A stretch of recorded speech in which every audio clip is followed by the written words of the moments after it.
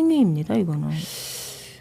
지금 이제 중요한 포인트는 2차, 3차 이어질 이른바 이제 비상계엄령에 대한 공포가 여전히 있는 것이고요. 네. 그리고 당장 이제 어제 국회 보고가 있었던 윤 대통령에 대한 탄핵 소추안 표결을 해야 되는데 국민의힘이 이제 당론으로 부결을 해버렸습니다. 워낙 대구 경북 지역의 사정에 밝아서 여쭤보면 국민의힘 의원들 분위기는 매우 안 좋은 걸로 저희들도 좀 전해 듣긴 하는데 이렇게 딱 당론으로 부결해버리면 여지가 없어져 버린다라는 얘기가 있습니다. 맞습니다. 예. 네. 그러면 이 탄핵은 부결 가능성이 높은 겁니까?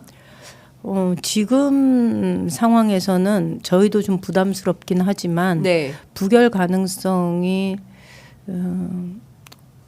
그래도 현실적으로 좀 높다. 이걸 당론으로 채택을 했기 때문에.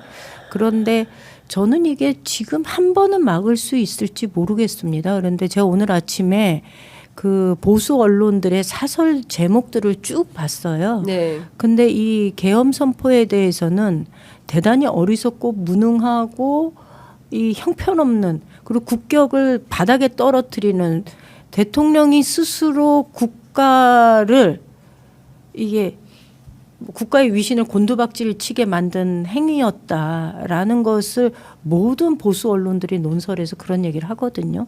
책임져야지요. 그리고 이 상황에서는 설사 지금 한 번은 이것이 부결될 수 있을지 모르지만 이미 국민들은 이걸 확인한 거예요. 대통령이 이 대한민국이라는 거대한 이 호를 끌고 가기에는 굉장히 부적합한 사람이라는 것을 이미 확인한 거고, 그래서 저는 이 탄핵에 대한 네. 임기 단축에 대한 국민적 요구는 갈수록 높아지면 높아졌지 이것이 수그러들 여지는 전혀 없다고 봅니다. 네.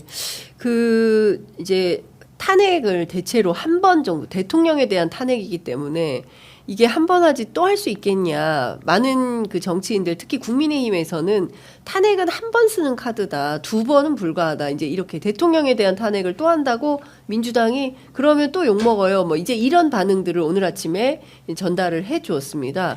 근데 저는 그렇게 생각하지는 않고요. 네. 어제 박정훈 국민의힘 의원이 했던 발언을 전 유의 깊게 봐야 된다고 봐요. 정확한 워딩은 기억나지 않지만 네. 그분의 이야기 중에 보면 이런 얘기가 있어요. 지금 탄핵에 동의를 하게 되면 이건 누구 좋으라고 하는 거냐. 결국 이재명 대통령 되게 만든다고 우리가 탄핵에 동의해 주는 거다. 네.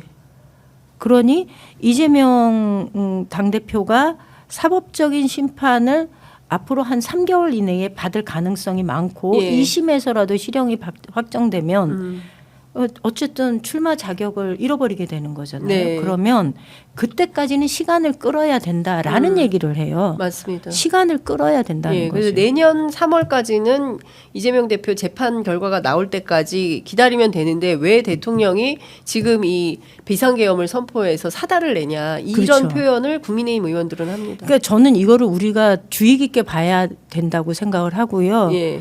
실제로 국민의힘 의원들 다수는 그러한 발언에 공감하고 있을 가능성이 매우 크다.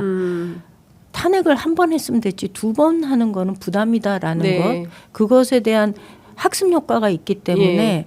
저는 그 내부에서 이탈표가 발생할 가능성 그리 높지 않다고 봅니다. 그렇지만 네. 이들이 탄핵에 대통령의 임기를 중단시키는 것에 원칙적으로 반대하는 것이 아니라 그로 인해서 얻어지는 반대급부가 민주당 정권이라는 것에 대해서 동의하지 못하고 그 시간을 벌어서 자신들도 후보를 준비할 시간을 벌기 위한 일종의 전술의 일환이라고 보기 때문에 저는 이 기간이 설사 발생한다 하더라도 예.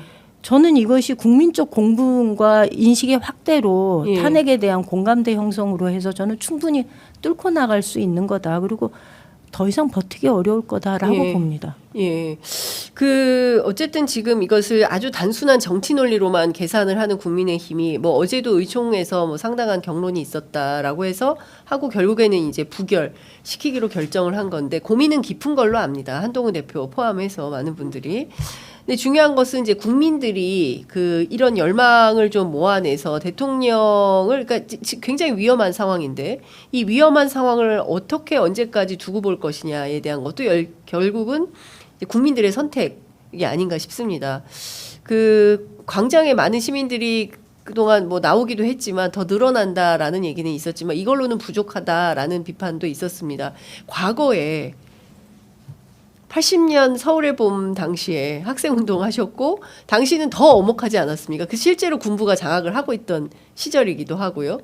근데 그때하고 지금의 민도를 좀 비교해 본다면 좀 어떤 국민들의 용기와 결단 이런 게 좀 필요하다고 보십니까? 최근에 뭐 대학가에서 시국선언도 많이 이어지고 80년도 서울의 봄 시기엔 제가 중학생이어서 아 그런가요? 네, 그렇죠. 제가 또 나이가 그래서 근데 그거는 그때는 제가 뉴스를 통해서 계속 그 상황을 봤고 제가 한양대 근처여서 예.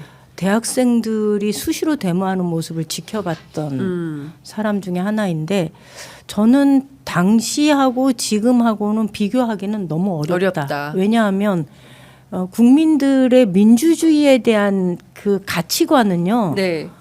물이 정말 높아졌어요.